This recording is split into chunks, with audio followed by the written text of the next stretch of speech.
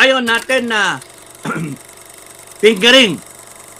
Pagka ikaw may kasalanan, ituturo mo kanino, turo mo kay Ko, ituro mo kay Romualdez.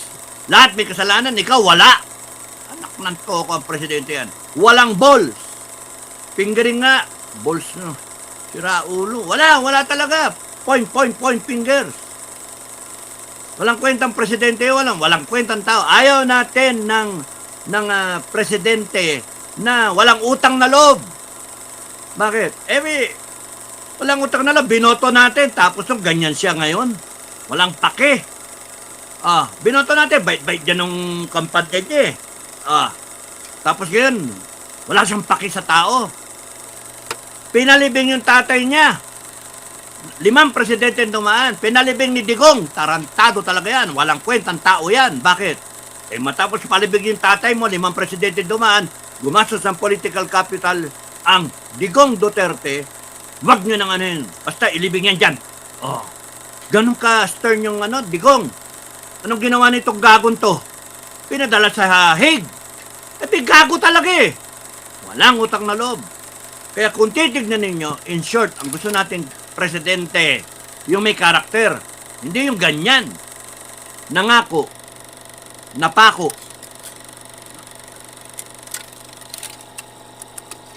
Anyway, ang topic natin ang gusto namin presidente. So, may mga bali-balita ngayon na si Marcos binigyan ng honoris causa, no? PhD. Paano mangyari 'yon kung hindi naman siya graduate, no? So, there's got to be a standard sa pagbigay-bigay yan. There's nothing wrong, academic freedom, etc., na yan. Pero there's got to be a standard, na strict standard pagdating sa mga ganyan. Kasi ginagawang pangsip-sip sa politiko eh. No? At I would rather na parang iaano natin na may tawag doon? Yung eskwelahan lang na authorized na magbigay. So, para mareregulate natin. Hindi nagsusulputan kung saan-saan galing yung honoris causa. Kunyari, isang eskwelahan, somewhere there in the Mindanao o somewhere in Manila o somewhere, a less known school. Ang habol lang magbigay ng honoris causa sa isang politiko, and then yung politiko, okay lang yun kasi may PhD na siya. Yun ang resounding is yung PhD graduate ng kung anong eskwelahan, not to make the school not to offend the school, but the thing is, alam naman natin in reality, may mga eskwelahan talaga na talagang mataas yung level ng performance quality ng mga estudyante, etc. So ang sakit, accreditation, yung tawag ko, yung hinanap ko salita kanina, accreditation ng mga ilang eskwelahan na sila lang ang pwede magbigay ng honoris causa o bachelor degree. Ang punto, kinakailangan paghirapan ng tao. At least, at the very least, dapat may standard pa tayo. Ano yung dapat niyang mga requirement na hindi lang yung nagpatakbo ka ng isang whatever, may experience ka, etc. Hindi. Yung actual na educational sessions na he has to attend. Kunyari, a month at least siguro, o 2 months, 3 months, a program that will really, kung titignan ninyo, kung may na-miss out yung kanyang experience, kung may na-miss out sa kanyang magiging experience as a public servant, be it president, vice president, senator, congressman, governor, mayor, the point is, okay, general, the point is, meron siyang at least 1 month na binomba siya ng instructionals. Kahit mga framework lang. Sa AIM, ganun lang yun 1 week, 1 month na special courses, program courses. Bubumbayin ka ng ganun. Input-output transforming unit. Alam mo ni sa operation. 10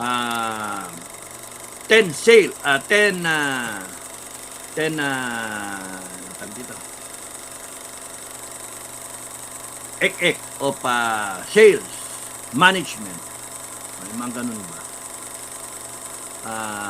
10 Cs ba of sales management? 10 Cs ba? O kaya 6 Cs of human resource management. The 4 Fs of making systems, management accounting, fit, focus, fairness, financial mechanism. Kapag kayong kinukonsider mo, magkakagawa ka agad ng kahit anong sistema. Kahit anong. Kaya, marami. Di ba sa marketing, 4 P's pala, 4 P's of marketing, 12 P's pa nga eh. Product, price, packaging, promotion, di ba? So, meron pa, placement, piggybacking, etc. 12 yun. So, the thing is, kung lahat yun, dinaanan mo, kahit sa isang araw, kaya mong daanan lahat yun eh. Ay, mga susunod na araw, in-explain ang bawat isa. And then, isi-synergize nila, given yung isang situation, and then makaka-relate itong ina-awardan mo na based on his experience. Baka matuto pa yung eskwelahan. Baka matuto pa yung professor. Hindi ko alam yun May natuto siya, which is maganda. Education is really an exchange of a learning, an exchange of ideas from the teacher and the student. Hindi pwede yung estudyante lang, sinasaksakan mo ng informasyon na ganyan ng teacher. That's one way. One way. Dapat, yung teacher, ini-impart niya yung curriculum, yung syllabus, yung whatever na lesson plan, ini-impart niyang ganyan do sa estudyante, pero yung teacher, may napupulot doon sa estudyante, the wisdom of it, probably yung estudyante, tinuruan ng magulang, o nakikita sa magulang, and then, magsasalita siya, and then, ma'am, ganito, ganyan, ganyan. Boom. Makikita ng tiyo, no? Hindi namin alam yun, So, it's a two-way thing. No? Yun ang maganda. So, we have to keep that going sa hindi bagong Pilipinas, sa totoong Pilipinas, sa move on Pilipinas, no? Hindi yung ganyan. Ito, babanat ng honoris causa sa ating yung presidente. Ano napulot doon ng eskwelahan? Sip-sip. Bakit? Para favor. Bigyan ng favor. Bigyan budget. Bigyan ng whatever. Preferential treatment. Ayaw natin ng ganon. Bakit? Maraming magseselos. So, para makorek yan, tigil natin. Mag-accredit lang tayo ng tama o whatever. Or, let them police themselves. Let them. Na balak magbigay ng honoris causa itong isang eskwelahan, o i-propose niya sa isang council ng mga eskwelahan, and then magbarahan sila. Pagka napapayag niya lahat sila, o pwede bigyan. Yung ganun ba? Pero yung ganito, ano ba ginawa ni Bongbong Marcos? Ano ba yung mga criteria? Hindi nga graduate nga daw special course, whatever. So, it has to be looked into, di ba? It has to be corrected one of these days. Ang punto, there's got to be a standard. In everything that we do, mga kababayan, kahit saan kayong partido, Marcos o Duterte o gitna kayo, military kayo, civilian, ang punto sa akin, standard lagi dapat. We have to have a standard. Proven yan, mga kababayan. Standard. Pagka wala ka, doon pa lang sa PMA, wala ka standard. Kita mo yung marcha nila, gaganyan-ganyan yung kamay. Wala standard Nakalimutan na. Pero kung meron kang standard na sinusunod, hindi nyo binabago yung standard na basta-basta. You want to improve some more, seek for self-improvement, Japanese style management, always seek for self-improvement. Ang gagawin mo, equality, ito, nandito na yung standard, iaakyat mo pa dyan. So, kumbaga itinataas mo yung antas ng standard. Hindi, ginagawa natin, binababa natin magbibigay kayo ng honoris causa sa isang presidente na palpak yung patakbo ng Pilipinas Kaya sasabihin nyo, lokohin nyo kami. The best president ever. Tarantado. Lubog yung Pilipinas sa baha Nagnakawan nga ng trilyon, 1.9 trilyon eh. Oh. Ay, pinipilit yung impeachment, gumagastos ka. Saan ka nakakita? Lahat yan nangyayari because he is the president and then you would award him doctorate. Anak ng toko, ano bang eskwelahan yan? Oh, di ba? Mali eh. And then, lolokohin niyo sarili ninyo, lolokohin yung presidente, lolokohin niyo lahat ng taong bayan, follower niya, at the rest of the Filipino nation, pati yung ibang mundo, sasabihin niyo, doctorate yung presidente. Gago pala kayo. Bahabong Pilipinas, nagdanakawan, droga, lipanan, putya, grabe yung ano, corrupted lahat na agency, tapos under his rule, bendalo. Tapos nun, itong impeachment, 125 million ang hahabulin ninyo, 500 billion. Gumastos ka ng nila na, 64 billion, sa Congress pa lang, 64 billion kapalit, and then ngayon, 475 million sa Senate hearings, day 19. Anak ng tokwa. Yan ang PhD. Inyo na lang ang PhD. Ayoko mag-PhD. Animal kayo. Honoris causa. Kaya nga, there's got to be a standard lagi. Standard for being a general, a standard for being a PM mayor, at least being a OCS graduate, being a president, a vice president, governor, congressman, senator, standard kahit barangay captain. There's got to be a standard, and there should be a standard kung ano ang isang Pilipino. Isang out of the 120 million Filipinos, ano yung standard natin na hinahabol natin Pilipino? Number one, marunong siya. Alam niya yung konstitusyon, alam niya yung rights niya. Paglalaban niya yung rights niya, alam niya yung batas na kahit papano naintindihan niya. Bakit? Para alam niya tinatarantado siya ng politiko. Alam niya yung kung saan hahanapin yung mga check and balance na yung accountability, kung anong website ang pupuntahan. And we should make it very often, lagi, as a standard, yung education ng barangay level, to the barangay level, to the last sitio, to the last barangay, na merong mga binibigay o binabasa yung barangay. Sa barangay namin, magsasalita yung barangay captain o yung mga konsyal. I-update naman. Problema yun na, yung pag-update sa barangay kung ano-ano eh. Tayo dapat every now and then, kung magkaroon ng meeting yung barangay, kung ilang beses in a week, once a week, o once a month, nandun lahat ng tao concerned, one per household at the very least, and then sabihin, ipasok, and then for dissemination, etc. etc. Kung pwede pa nga magbigay ng mga ng whatever, and then matetesting kung iintindihan nila, so that alam ng bawat tao, bawat Pilipino, hindi tayo nagiging tanga sa sarili nating bansa na mga leader natin, tinatarantado na tayo, nakayuko pa tayo. Ginagago tayo, ginajustify nila yung kamalian nila. So what kind of president do we want? Yan ang gusto kong topic. What kind of president do we want? We do not want a president that takes credit. Yan, tignan nyo, honoris causa, takes credit for something na hindi naman niya ginawa, na hindi naman niya deserving. Takes credit for sasabihin, akin tong project na to. 4 na to, walang binigay na pera sa Davao na national. Tapos yun, ngayon, claim sila. O kaya, ito yung tulay na to, pinagawa ni Duterte. Sasabihin niya, kanya, yung magre-ribbon cutting niya. Ayaw natin ng ganong presidente, sinungaling yung ganon. You will take credit for something na hindi mo ginawa.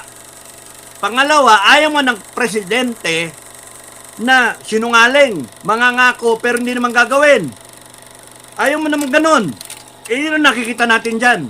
Imbestigahan daw yung flood control. Di naman nag-iimbestiga maggago. Niloloko lang tayo. They're buying time. Ni isa-isang itumba lahat ng mga opposition.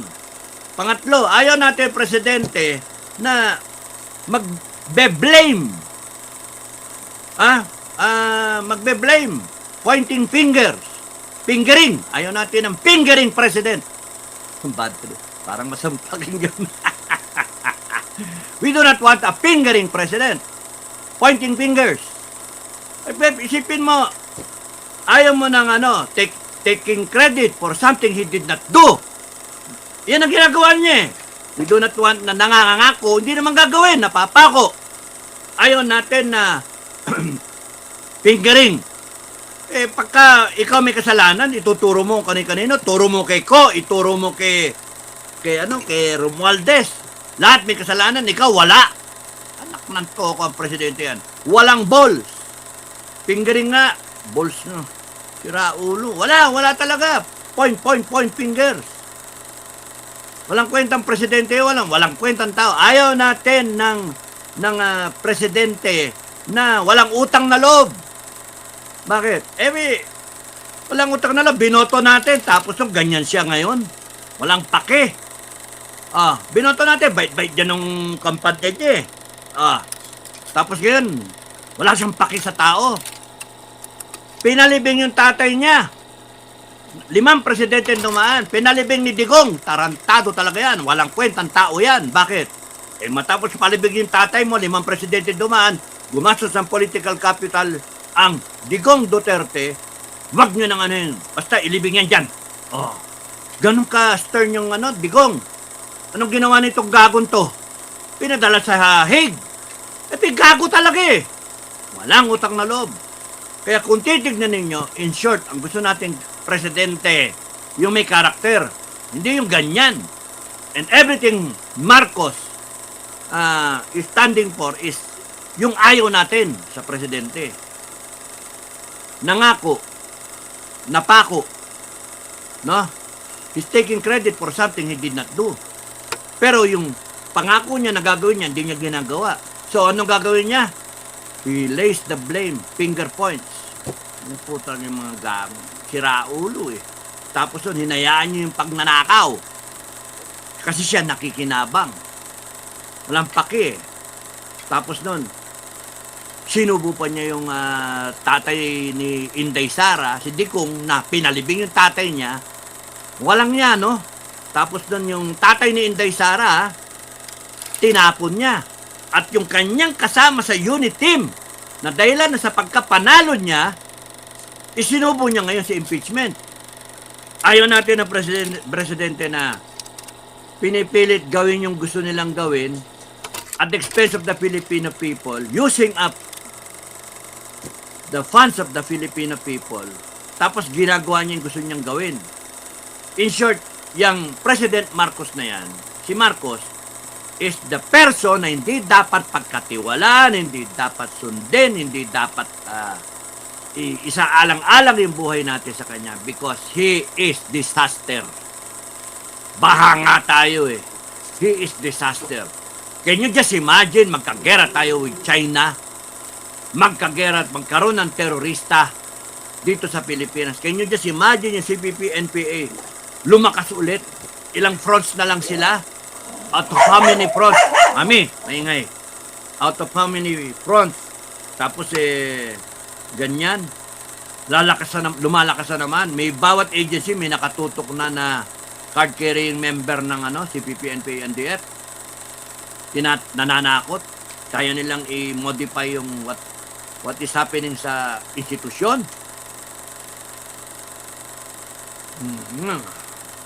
Magulat kayo. Gising kayo. Narco-communist state na tayo. Ayaw natin ng ganong presidente na makikipag kuntsabahan sa CPP, NPA, NDF na alam naman natin na naging problema yan for how many years? 5 dekada. Na okay na sana tapos na wala pinalakas niya Why? To retain himself in power para magawa niya yung gusto niya. Para lahat ng kalaban niya matimbog niya. Anong ginagawa na AFP natin, PNP? Wala. Kaya nga, sabi ko sa inyo mga kababayan, kung ito dumating sa takdang araw na kayo naisipan ninyo, na kayo mismo, lahat kayo tatayo, abay, isipin nyo kung bakit kayo tumatayo. Hindi yung, sama ako dyan. Hindi. Huwag kayong pumunta pagka hindi nyo naintindihan yung nangyayari. Huwag na kayo pumunta. Kasi mas maganda yung tao na kasama, naintindihan yung kung ano nangyayari sa bansa natin. Kasi hindi yan matatakot. Gago kayo, nangako kayo. Ginawa nyo kaming nilugmok nyo kami sa bahag. Gago kayo. Mahirap ang tao, hindi makakain, walang food security, mataas ang bilihin, niloloko nyo pa kami ngayon. Tapos ibibintang nyo yung bahan ng Davao sa fingering nga eh. Bibintang nyo sa mga Duterte, tarantado kayo. Baha sa Maynila, baha sa Bulacan, baha sa Pampanga. Ibabanatan ninyo yung baha na sa Mindanao, sa Davao. Yun yung isisisi ninyo. Siraulo kayo. And this government is a lousy government. Why? Because we have forgotten the standard. They're convincing you to forget the standard. That's why, mga kababayan, mga Pilipino, dapat alam natin yung standard. May standard talaga kaysa ka pumunta. Kay grade 1 ka, kay prep ka, kay doctorate ka, may standard. Kaya nga may grading eh. Kaya nga may diploma na meron kang time and grade. Sa promotions nga sa Armed Forces 3 taon teniente. 4 years ka. First lieutenant, second lieutenant to second lieutenant, 3 years to from second lieutenant to first lieutenant, time and grade. Ganon din yung mga sarento, corporal, private, PFC. May time and grade. As you go further down the road, you earn your first pagi, 5 years, 5 years, 5 years. In tranches kayo, you get promoted along that line pagka you complete the time and grade. Time, because you spent 3 years and then yung na-satisfy mo lahat na requirements sa next higher rank. So, 3 years, 4 years, 5 years. Second lieutenant, first lieutenant, captain, major. Lahat na, tuloy-tuloy eh. 4 years ka sa academy, sa flying school, 2 years ka. Time and grade, merong may standard. Pero somewhere along the line, yung ginawa dong kay reservist, lieutenant colonel to general, 2 taon. Putang ina yan. Damakal ng medalya. Walang standard eh. Kinalimutan. And in a government na walang standard, ang standard pera, wala mangyayari mga kababayan. That's why we, the sovereign Filipino people, have to step in. Kasi binaboy ng Marcos. Ay sabihin nila, Duterte bumaboy, mga putang ina nyo. Sabihin nyo, Duterte bumaboy. No! Hindi binaboy ni Duterte, he was trying to bring it back. And kayong mga pro-Marcos, kilabutan sana kayo. Matapos yung pakinabangan ng Duterte presidency, matapos kayong pabakunahan ng Duterte, matapos kayong inaruga ni Duterte, kayo lang iniisip, ganyan pa isusukli ninyo. Mga animal kayo. Kaya pagka hinusgahan kayo ng langit, sana talaga parusahan kayo ng sandamakal. Mga walang niya kayo. Mahiya kayo mga Pilipino. Sobra. Ang gusto lang namin sa presidente, ako masasabi ko, ang gusto ko sa presidente, mangako, gagawin. Kung hindi mo kaya, huwag ka mangako. Gawin mo. Kung ano iniisip mo, gawin mo. Walang pangako. Sabihin ko yung sinabi ko, mga kababayan, dun sa TACO, why I was certain. Hindi ako nagpaano ng presidente ha. Hindi. Nagbibigay ako ng example. Pagka tingin mo, kaya mo, pinag-isipan mo, pinagplanuhan mo na, kaya mo, gawin mo. In that case, sumaludo ko kay Colonel Eslao. I was just 22 years old. Maludo ko sa isang major, Lieutenant Colonel. Nation make statement sir. When we transfer back. Imagine, kaka-appoint ko pa lang na first captain. Kaka-graduate pa lang ng class 82. First captain na ako. The next day, saludo. Sir, permission to make statement, sir. Sir, I know the next activity is transferring of barracks, sir. And according to this journal left by my predecessor, Captain Caro, sir, Lieutenant Caro, they will do it, they did it for 7 days. And I was wondering, sir, if we can do it just one day, sir. Therefore, we will gain 6 days of additional leave. Kung 1 week kami na leave plus another 6 days, that makes it 13 days. And we will be happy. Yun lang naman yung ano nun eh. Efficiency, working within the same number of days.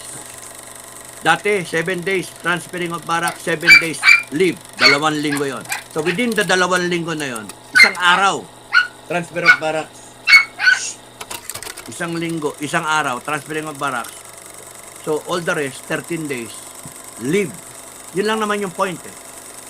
Pero nung sumaludo ko, I was certain, I was definite kasi I did my plan. Kinausap ko yung mga mista ko na magagaling. Kinausap ko. At gusto rin nila eh. 13 days. Kaya when pumayag na si Colonel Eslao, lahat pumayag na, then it was time to talk to the cadet corps. The corps will remain after mess. Sinabi ko ng ganyan. And then the way Mami, maingay yung aso. Mami, wag ito. Ang ano doon, gusto nyo ba ma-extend ng, magkaroon tayo ng additional 6 days leave? Yay! Good news and bad news. Unahin nyo na yung good news. Magkaroon tayo ng 6 days. Yun na, that definite Nandi ko pa alam kung ano magiging reaksyon ni Commandant. Bata, nag-usap kami ni Colonel Eslao, P-Mayor to P-Mayor, na, P-Mayor naman yung Commandant eh. That could be, nire-assure ako ni Colonel Eslao na the Commandant will love that. Ganun. Kasi wala kami, sakit kami sa ulo eh. So mag-leave na lang kami lahat. Ayan, yun yung kwento. I was definite. Tuwa yung cadet corps. And yung bad news, we have to transfer barracks in 1 day. Isipin mo lahat, alam mo, 7 days yan eh. Kaya, hear me out, sabi mo ganun. We have a plan. Hindi tayo sabay-sabay mag-transfer. Ganun kasimple. Kasi, mula cadet, mula plebo, yearling, second class, first class, nakikita naman natin yung transferring. Lit-lit ng hagdanan eh. Hindi maglilipatan kayo sabay-sabay. Di traffic, EDSA. Ano ba yan? So, i-allocate mo yung time. 2 lang mag-transfer. Building A, Building B. 2 kumpanya yun nandoon. Lipat na ganyan. Walang na-displace ba? Lipat. Kasi ito, babakantin yung space niya. Yung kwarto niya. Ito, babakantin din niya. May lilipatan to, may lilipatan to. Boom! 1 oras lang sa inyo. And the rest is like that.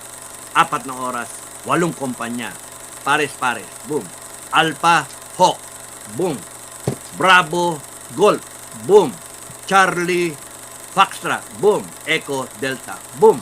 Tapos, 4 na oras, alas 12, tapos na. Nandun na lahat yung cadet corps. Pero paano mo may effect yung transfer? Simple. Sa gabi pa lang, yan naman na lahat ng gamit mo. Naka-duffel bag na. Ganun ka simple. Sino kailangan ng duffel bag? Tas sa kamay. Nandiyan si Cadet Aspirilla na naka-talkies na siya, nagchat-chat na sila ng lahat ng 4 logistical officer. Brigade, si Esperilla,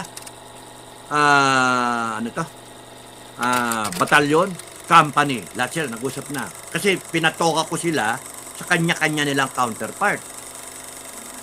Yung 3, saka yung 2, si Blue, nakatoka na dun sa kanyang tao. Si Kid Florese, nakatoka sa lahat ng 1. Ibig sabihin, lahat ng kwarto, sila ng bala, lalagyan na ng paskel na nandoon na lahat. Nandun na lahat yung sino occupants doon sa kwarto na yun. Lahat, isipin mo ginawa nila yan? Botong Silva, ni Bong Silva, at saka ni Kid Florese. How efficient, mga mista ko. I would have not done it without the cooperation ng mga mista ko. Because they believe. That's why kayo mga kababayan, when you do something, what is important is yung mga nasa ilalim mo, they believe. They believe in you. And you inspire them and they will follow you. That is what Inday Sara is doing. That is not what Marcos is doing. Ginagawa niya, dangle tera. Kaya sunod-sunod. Inspiration niya? No. Corruption yun. Inday Sara. That's why I'm telling you, I can identify with Inday Sara because nag-lead ako eh. Kahit nag-cut shirt ako sa serbisyo, sa mga tumuloy naman dyan, ilan dyan na nagbaron? Ilan ba dyan yung core commander sa PMA? Ilan lang. Tama. So, iba yung kadete pa lang, meron ka ng ano. Ilan ba dyan yung nag-government negotiator? 6 lang kami. Na-retire na nga yung karamihan eh. Na-retire na nga lahat. Yeah, retired na lahat. Kami yung pinaka-junior dun. 83, dalawang 83. May 81. 81, may 79. Pangilinan. 79. Yung BJNP. Pangilinan. Tapos nun, Adan. Lieutenant General Adan. Tapos nun, si Enrile, yung Chief of Staff, tsaka DOTC. So, you see, we have gone through a lot of things na which we can share to you. Now, tell me. I'm not a paton. But in the same light, General George Patton, the greatest, most feared general in the entire U.S. Army, si old blood and guts, no? You do not let the enemy, you do not die for your country, you let the enemy die for his country. Ganun ba? So, si Patton, dahil sa intelligence report, na lahat pinakinggan niya yung intelligence report, sinabi sa kanya, nakinig lang siya. Nawawala yung 10 division. 10 ba? O 10 divisions nawawala. Saan napunta yun? Sabi ng karamihan na may intel, nandun na sa heartland ng Germany, ready for defense. Hindi may mga intel galing sa loob na mga partisan unit. Nawawala Pinakita moving sila and then biglang nawala. Movement panay gabi. So, may mga last scene, mga ganun. So, yung Battle of the Bulge na yan na nangyari, talagang totoong kwento. Ang ganda ng kwento. It saved the Allies. Patton saved the Allies. Pakinggan niyo yung kwento na panoorin nyo. Paulit-ulit ako pinapanood yan kasi may mapupulot ka talaga na because of one commander na nag-iisip. Sinabihan niya si Bradley, sinabihan niya si Eisenhower, walang makinig sa kanya. Wala na, tapos na Germany. Hindi, may nawawalan tropa. 10 division yung nawawala. Ano palagi? Bakit? Ano sa tingin mo? Sa tingin ko, magka-counter-offensive sila. Wala yan. Broken na. Ganun na confident yung Tapos na ang Germany by December, by Christmas. And it was December. And he was talking to them December 10. Battle of the Bulge, nangyari, the offensive started 16 December. At December 9, 10, nakausap na niya. Ina-alert na niya yung commander niya. Alam, maniwala So, anong ginawa niya? Siya mismo. Sinabihan niya, miniting niya yung tropa niya based on intelligence, inassess niya, dito manggagaling, nawawala. Di ibig sabihin, may pagtataguan. Saan niya? Nasa forest. Kahit hindi mo confirm, oo nga naman. Sa tinago yung 10 division, sa ilalim ng forest. Hindi makita ng aerial reconnaissance. So, nandoon. So, pagka nandoon, first assumption, nandoon. Nasaan yung 10? Nawawala. 10 division, malaki yun. Dami yun. Ilang tao yun? 100,000, 250,000 na German yun. Nasaan na? Nawawala. Ilang tangke yun? 2,000 tangke. Saan mo itatago yun? No? Dapat yun, nakita mo yun sa Germany. Sa Heartland. Sa Rhine. Wala So, nandiyan niya sa ilalim ng forest. So, first assumption, tumatama yun. Tumama yun Actually, yung assumption na yun. So, kung nandiyan sila, saan sila titira? Diyan sa front line natin. Dadalawang division yun nandyan. O 4 na division yun nandyan. Sasagupain ka ng 10, Diyos ko. 2,000 tangke, ay patay kang bata ka.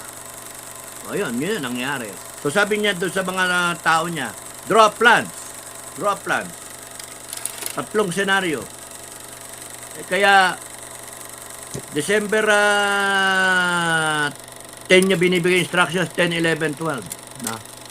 Kaya, tapos pinadraw up. Tapos pinakompute lahat ng movement na pinasukat yung distances para alam yung consumption ng fuel, para saan ilalagay yung fuel depot, etc. etc. Alam nila yung kalsada ng 3 division na kikilos kung saan sila. So, nakaparallel silang gagalaw. Imagine yung ganun. May plano. And then, may order siya, naka-sealed envelope na sa bawat commander. Pagka ginawa niya, go. Wala nang diretso. Pivot kayo. Ang layo mo eh. 90 miles away. Diyos ko, layo mo. Nandito ka sa east. Papivot ka ng norte. Grabe Susundutin mo yung left flank ng kalaban. Na encircle na yung 101st Airborne. Kung wala si Patton, timbog sila. Uwi sila. Ang punto, we need a leader na ganon, na naintindihan yung konsepto. Naintindihan na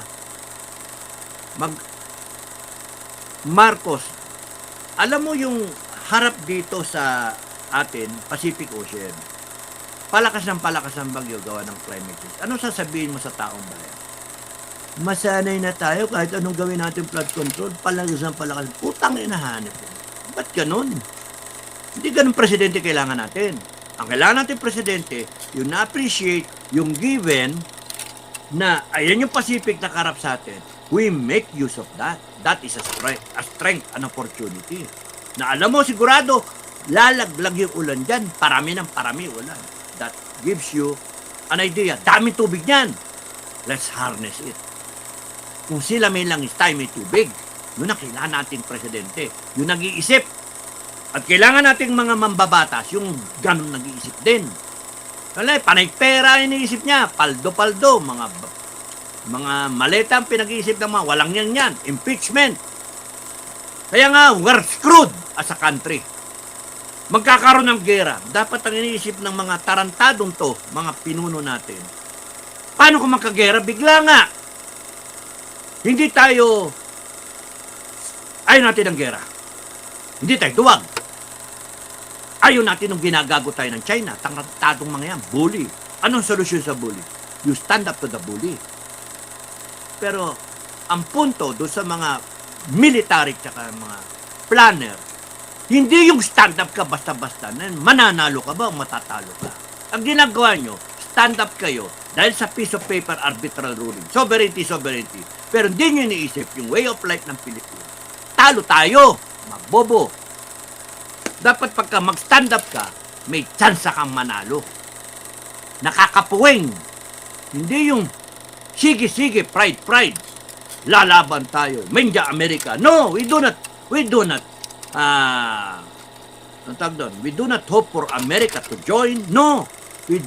It should be a given sa equation natin. Wala yung Amerika. Wala yung mga allies. Tayo lang. Dapat ganun ang planning. Tayo lang. Like Patton. Tayo lang. Kung ayaw ninyong maniwala, plano ko. Ganun lang. Anong ginagawa namin? Nag-FJF kami, nag-SFJF. Kasi inisip namin, putangin ng mga to. Kung gago kayo, ayaw nyo kayo makinig, sige, plano kami. Per barangay. Kung meron kami 100 kada barangay, kaya namin tayuan. Kung sino man na aggressor dyan, we'll give them a hard time. Nauwi sa mga rally-rally na yun, lintik na yan.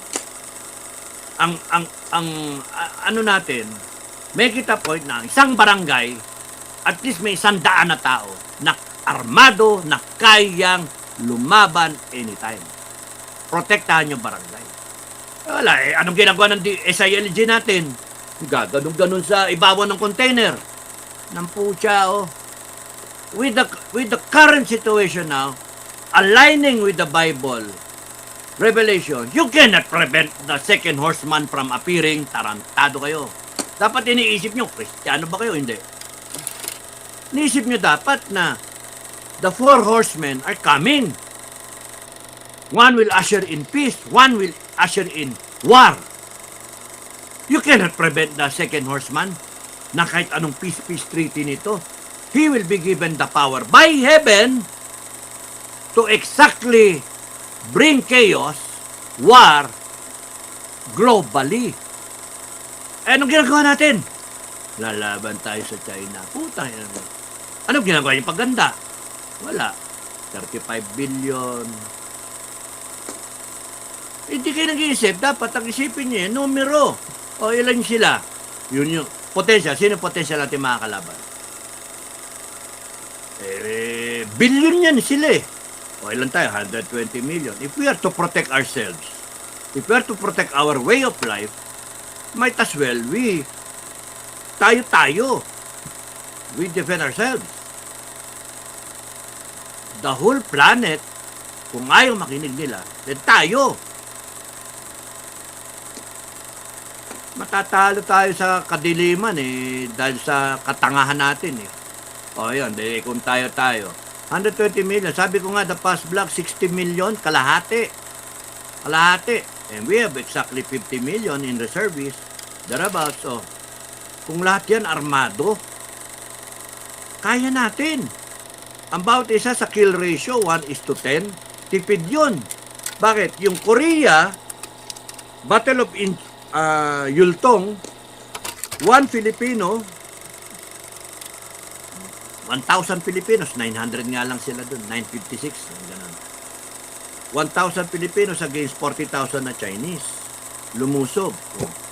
Nilasog nila yan. 1:40. Ang hinihingi ko lang is 1:10. 50 million Filipinos times 10, that's 500 million na kalaban. Mag-ubusan tayo, okay lang. We have another 50 million, 110 million kami. Style NPA. Not to give credit to NPA, but to learn from them. Counterinsurgency.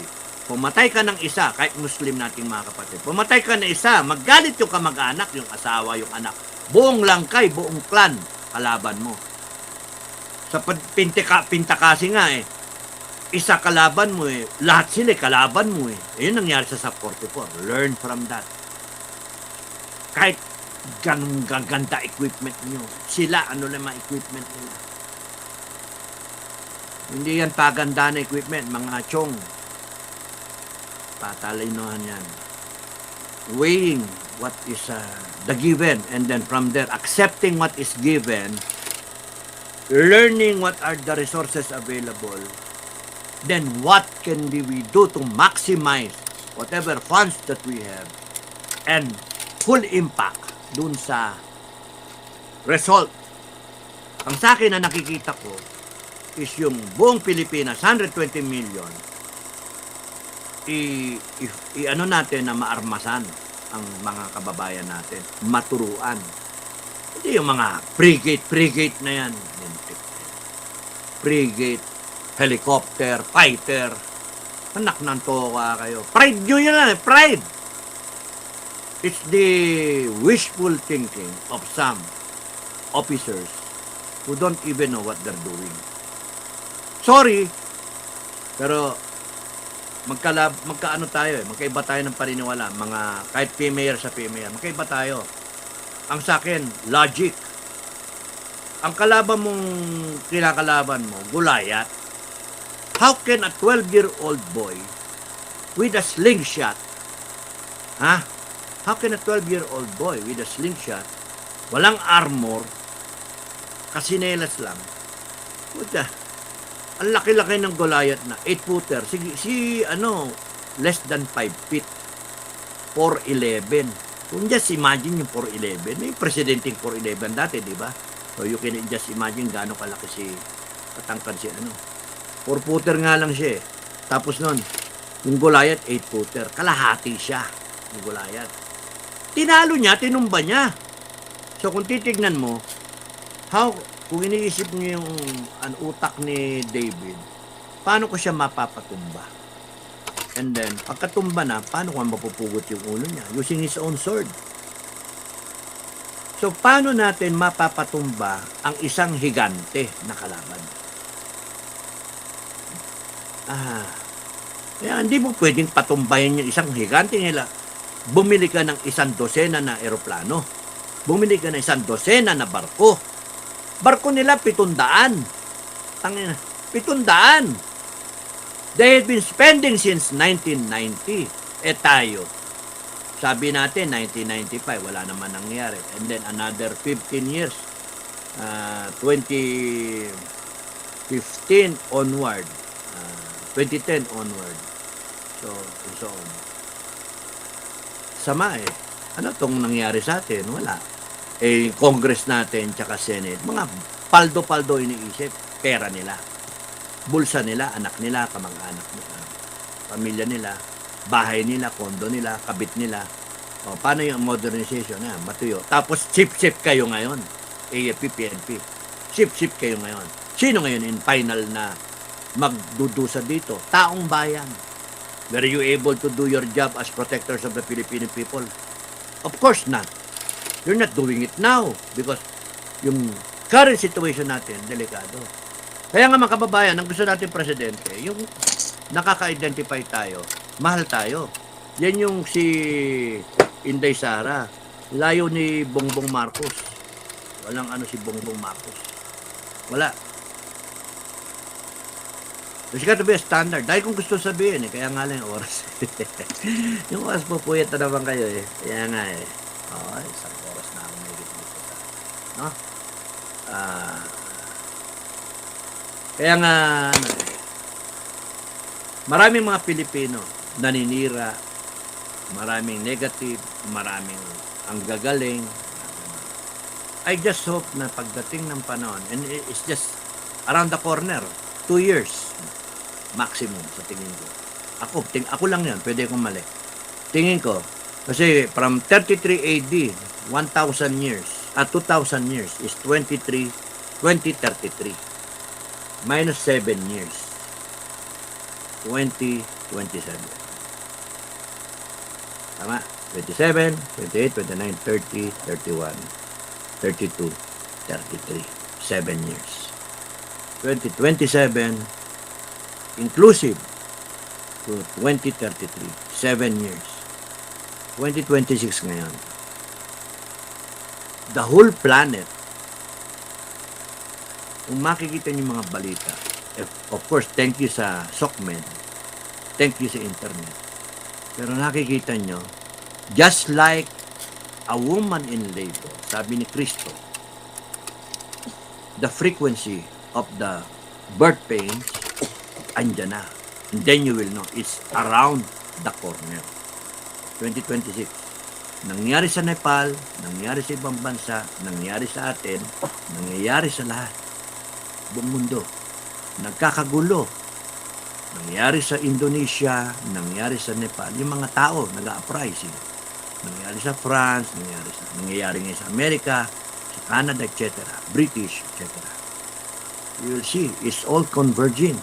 And then the birth pains contracting the planet na halos it's around the corner. Nakakatakot. And then nangyari yung Middle East war. Simulan ng kung ito isa pambangag, si Zelensky, Ukraine war. Sinundan, nauna yon. Tapos binanatan to, Israel. Tapos talagang design siya na magkagulo. Design na magkagulo Pasok ang Amerika with the Trump winning.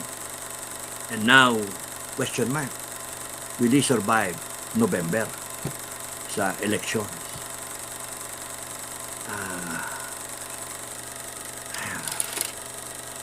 Katakot. Pati yung sa Christian faith, kita nyo, babalasa, pati doon sa Pope.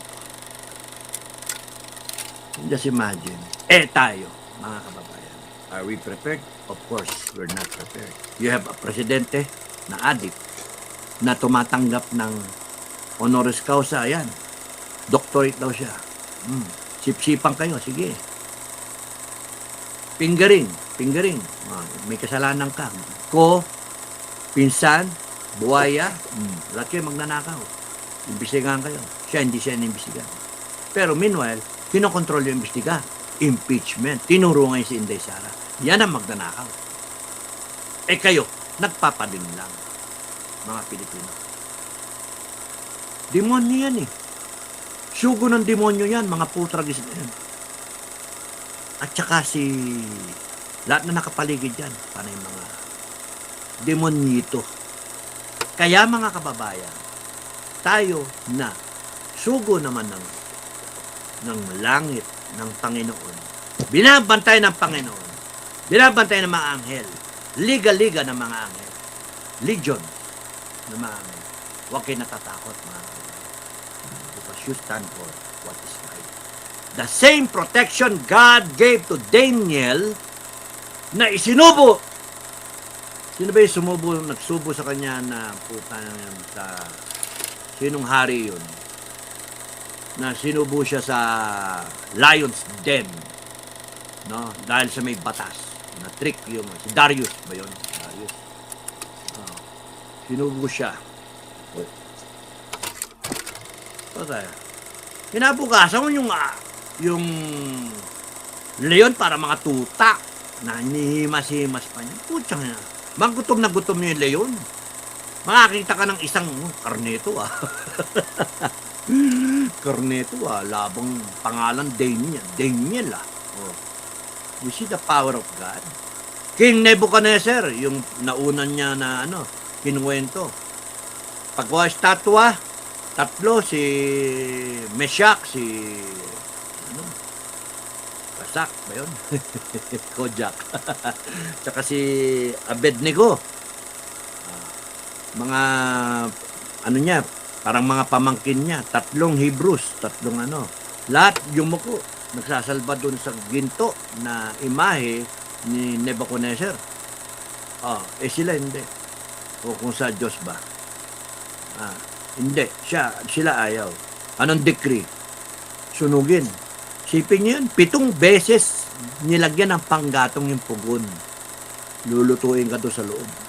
Pasok yung 3 tao doon. Nasunog yung sundalo na naglagay sa kanya. Nasunog yung naglagay ng panggatong. Tapos nakita nila sila 3, naging 4 may kausap. Can you trust God, mga kababayan? Nothing will happen to you. Ako, I trust God. Nothing will happen to us. We're against evil and we represent good. We represent God. Yeah. Nothing will happen to us. Kasuhan nila? Tawin na. Baka sila kasuhan natin. Takot sila sa atin. We represent all that is good. We represent the power of God, and it has been proven. Daniel against the lions. Pucha na. Yung sinikinain ni Pating, si Jonah. No? Si Jonas ba yun? Kinain ng Pating. Si Solomon, laban sa mga pangalan ng kalaban niya. Hittites yata. Si Joshua sa Jericho. Giba yung never before conquered, parang Troy, no? Naglakad-lakad lang sila. Si Moses, 10 plagues of Egypt. Hanip yun. Parting of the Red Sea. You want EDSA to part? Yung mga pulis? Gusto nyo? Magbaon ako ng ng kawayan. Baon ako ng kawayan. Gusto nyo, parting of the Red Sea? Magbaon akong kambing. Lagyan ko ng dinamita. Sabay papaloy ko, patatakbin ko doon. Yung kawayan, ikakabit ko sa harap ng kambing na merong nakataling saging o kaya damo, kangkong, sang balot ng kangkong ba. Hahabulin niya kasi nasa harapan lang niya, kabitin sa kawayan. Tapos puno siya ng dinamita. Kita mo yung mga nakarang, parting of EDSA. Joke lang yan, joke lang yan. Grabe yun, parting of the Red Sea. Yung timing yung timing. Actually, delayed pa nga Delayed kasi naglagay pa ng pillar, di ba, of fire na tinigil yung army. Kasi wala pa yung precise moment na magkakaroon ng tidal wave doon sa kabilang panig and then mahuhugot yung Red Sea. Kaya nag-part yung Red Sea. Ang galing ng timing ng langit. No? Yung yung firstborn, patay. Lahat ng firstborn. Kasi nga, yung gas na sumabog ng bulkan, na yata yung sumabog eh. Tapos yung sulfur dioxide na sa ilalim, na hinga ng mga Yun ang kwento ng scientist, no? Yung explanation. Paano yung mga naka-second floor? Ng mga firstborn. Sa madali explain yan, angel of God came, pinatay lahat sila. Maglagay ka ng pintura na pula ng sacrificial lamb, hindi ka papunta ng angel. Death. Ganun kasimple. Gumawa ka rin. Hindi yung papasok yung angel, kukumpisin mo pa yung angel, sino papatayin ko rito? Sino papatayin? O nga naman! O, ganun kasimple, di ba? Science cannot explain yung everything. Ang pinakamadali explanation, faith. Trust, no? And individual responsibility. Dumating yung anghel, nakita niya, may marka na X eh. X marks the spot na hindi ko papasukin. De lahat na may X, which is the Israelites, pamilya na yan, wala kang papasukin. Lahat na walang X, pinasok niya, pinatay lahat ng firstborn. Mas madali explanation niya. Ano ibig sabihin? Ano yung takeaway na i-relate natin?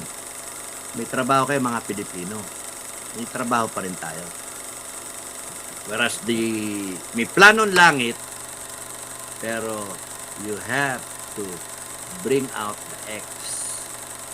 You have to identify yourself para alam ng langit sino yung poprotektahan niya. Diba? Yun yung So, dahil ko na sinabi, ay. Kay Cornelio Guillermo Carlos, judiciary ang judge. Judiciary must be the officers who rule over. Daming babaguhin sa totoo lang. Ang daming babaguhin. Ang dyan eh. Ako agree ako na actually it's my proposal na yung pagkainamin natin yung Constitution and pertaining to the impeachment, I believe na yung impeachment na yan may mali, may malangin. Para saan ba impeachment? Ano yung rationale na impeachment? Well, para we are not stuck with an impeachable officer. Meaning, kung 6 years yung impeachable officer, presidente or vice president, binoto mo 6 na taon, bubunuin natin yung 6 na taon. Look at the intent, 6 na taon. Ibig sabihin, pinapalagahan ng framers ng Constitution at natin na nag-ratify, pinapalagahan natin yung oras natin. Kasi merong avenue ng impeachment para hindi tayo tali sa isang tao. Isipin niyo na, mga kababayan, in-explain ko yung Constitution natin. May 6 na taon ka, bubunuin yung presidente kasi binoto natin in a demo.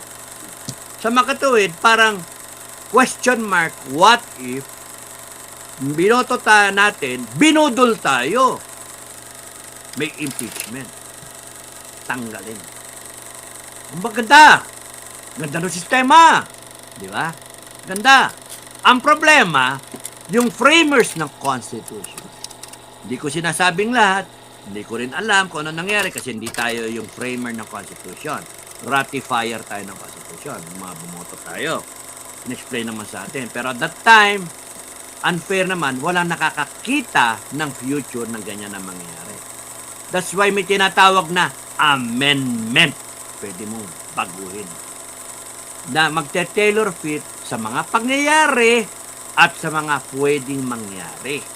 So, at that time, to answer the question, what if we have a president like Marcos Sr. nakakatapos lang ng People Power 86, 87 Constitution. Magawa sila. Kinopya nila iba sa 72 Constitution, 73, 72 Constitution, yung kay Marcos, and then gumawa sila ng bago. Pero para hindi na mangyari yung Marcos Sr. na 20 years, may impeachment tayo. Gayahin natin yung impeachment. Na, o nga, ganda yun. So, lahat ng impeachable officer, President, Vice President, mga commissions, Chief Justice, sino ang mag-impeachment court? Ang tanong, bakit Senate, Congress? Yun yung tanong. Trabaho ba nila yon? O yung justice? Bakit hindi yung justice? Yung judiciary? Kasi may impeachable doon.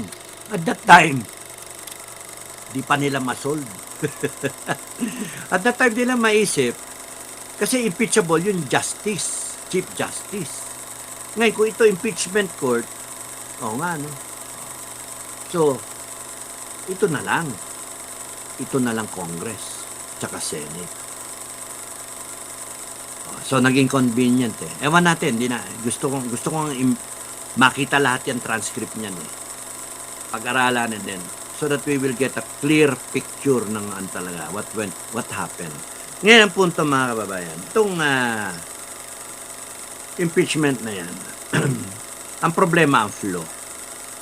Senator, may artista, may boksingero, dati di ba?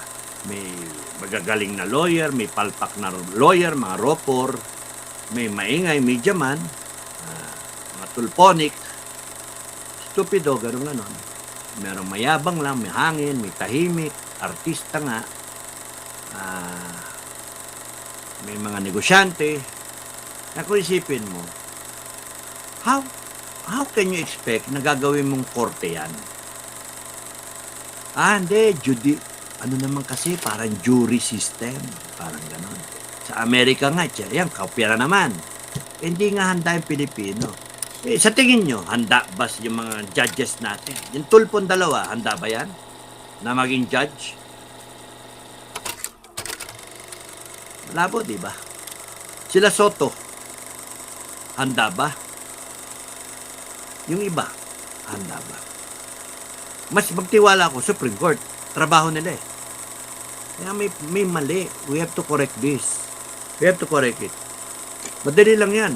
Isang declaration lang ng taong bayan yan. Correctin natin. And then implement ng incoming president. Hindi, why are we held hostage? So, the premise of impeachment is para hindi ka maipit sa 6 na taon. Okay? So, maganda yung intent. Hindi maipit. So, pinapayagan talaga natin, gusto natin, huwag tayo maipit. Yun yung simple. Ang problema, yung sistema natin palpak. So, kung hawak na ng presidente ng Pilipinas, yung pera, yung Congress, kasi pinartihan sila, pinalduhan sila, kakuntsaba na lahat ng ahensya ng gobyerno. Paano mga impeach yung presidente? It starts with the Congress na siyang merong mga insertion. And it's a numbers game. So, paano pumasok yung impeachment inday? 250 million, 64 billion pesos. 257 congressmen, pinangakuan ng 250 million, bigyan silang project. Sila rin naman ang gagawa ng budget, i-elevate sa Senate, basta ibato nila. Kung kaya nilang magpangako ng 250 million kada congressman, question, magkano pwede nilang ipangako sa Senado na 24 lang? Ito, 257. 300 plus. Open yung bag. Yung purse. Open yung budget. Ano yung budget? 1 trillion. Saan galing yun? Usapan ni ganito at ni ganon.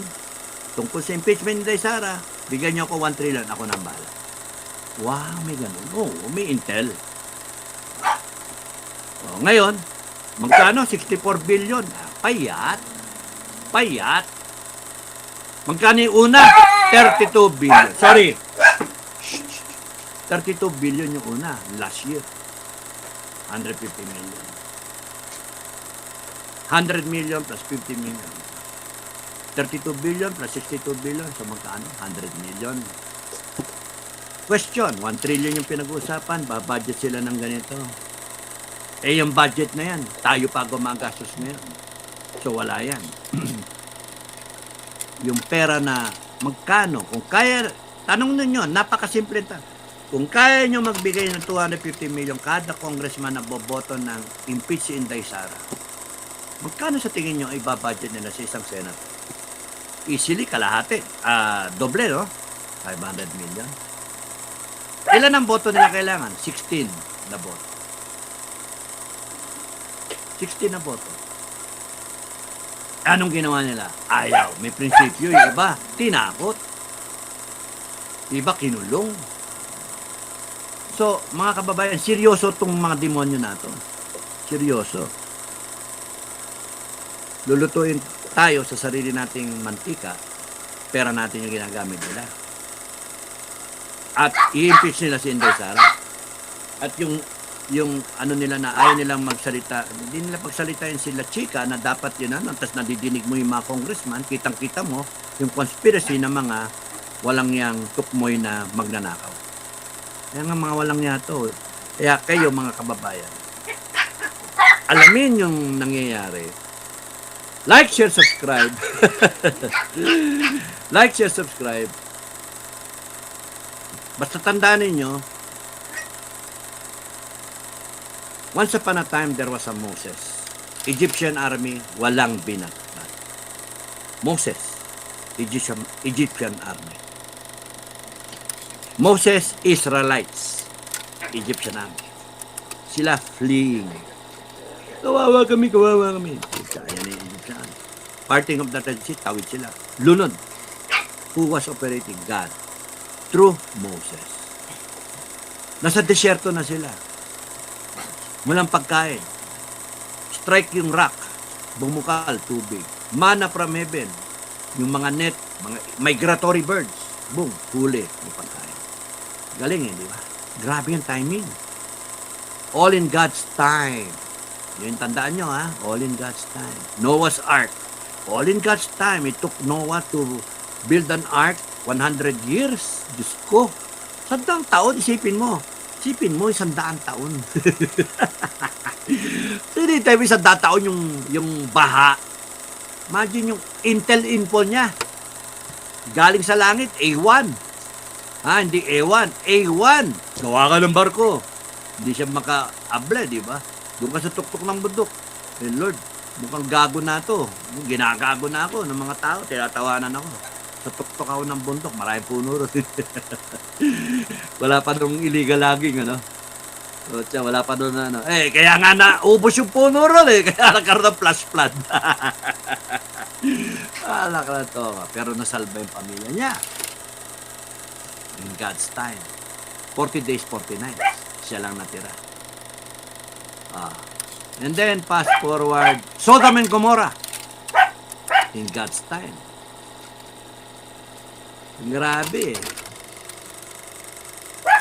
Nauna yung Sodom and Gomorrah. Tapos, Great Flood. Tapos, ayan na, Promised Land. Pasok na sila. And then, ayan na, sila Joshua, Jericho March. And then, yung mga kings, no? Ayan na, sila David na,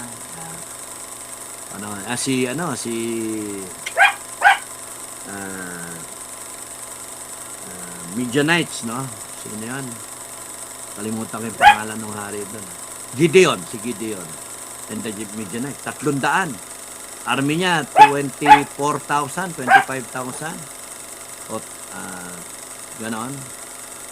24,000. Sabi ni God, bawasan mo. Haharapin mo yung 125,000 na army. Midianites. Gulat siya. Pero langit yung sponsor Binawasan niya, 10,000 na lang. Galit pa yung si God. Dami niyan.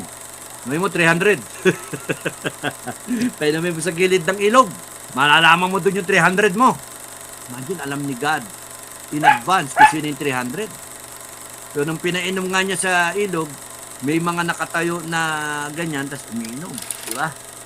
Akala mo, yun na yung 300. Kasi yung iba nakadapa. Sabi siguro ng iba na ano, yan, yung mga uminom na nakatayo, mga alert, security calls, hindi. Mga nakasaklay. Hindi ba kayo ko? Yung mga malalakas, diretso, pagdating sa ilog, inom. Yan, laplap parang aso. Hindi, yung mga nakasaklay, alam ka naman, yuyuko ka. Ang hirap nun eh. May sugat ka eh. So, kinuha yung tubig, kaya gumaganyan. Akala mo, nagmamasid, no? Hindi. Kasi pinag-usapan nyo ng mga scholar eh. Yun yung totoong kwento. Mga medical cases yung mga yung mga nakatayo. Grabe. Ang lakas din mang ano ng langit eh. Yeah. Papauwi mo yung tropa mo 24,000, 25,000 o yan. Kung 35,000, magiging 10,000, bawasan pa 300 na lang. Tapos yung kukunin pa eh, panay mga pilantod. Panay mga may ano. Tapos, naubos yung kalaban. Sila nagpatayan. Galing, di ba? Kaya mga kababayan, huwag kayo natatakot dito sa mga kriminal natin. Maubos natin sila. All you have to do is get ready, prepare, save every day. Save every day. 20 pesos a day. Tabi nyo. Kayo mga OFW, save para sa mga representante ninyo. 100,000 tayo sa Pinoy Survivor. Subscribers, followers. Like, share, subscribe. I would expect 100,000 tayong mga Pinoy Survivor. Wala pa dyan yung SFGF. Wala pa dyan yung FGF. Wala pa dyan yung FF. Lahat ng grupo, UPI, Maisog, etc. Sa atin lang. Ngayon, kung yung iba ng mga vlogger dadating, sila PH Update, sila BMR, lahat sila mga banateros, lahat sila ba? Ang sa akin, ang kaya ko lang is dito sa atin. Yun tayo. Lahat kayo na, if you believe in me, you follow me. I believe in God, I follow God. So, walang takot. Walang takot. And anyone who will think against me, may problema, may kalalagyan yan. God will take them down.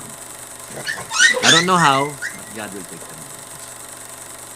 Just like as God sending an angel sa lion den, and then boom, punana. Tahimik yung lion. Just as God, Jesus Himself was there dun sa fiery furnace, yung tatlo na isang strand ng buhok na yung damit hindi nasunog. Can you just imagine that? Such is the power of God. It defies physics, the laws of nature, it defies logic. But you see it, nililong ka ng pating, hindi ka namatay. 300 kayo. 100,000 yung kalaban mo. You just imagine. And now, you're thinking, may armed forces, may PNP, CBBM, may Coast Guard, may NBI. Sige, damihan nyo pa, doblehin nyo pa eh. Gusto nyo? Doblehin nyo pa. We have God with us. Kaya nga, the power of God is immense, unbreakable, unbendable. Kayo, bendalo kayo eh. Pero si God, anyone who fights God will be there in the pit of fire. Anyone. Kaya nalakas ang loob nyo. Senate, Congress, AFP, PNP, lahat kayo. You dare challenge the people of God?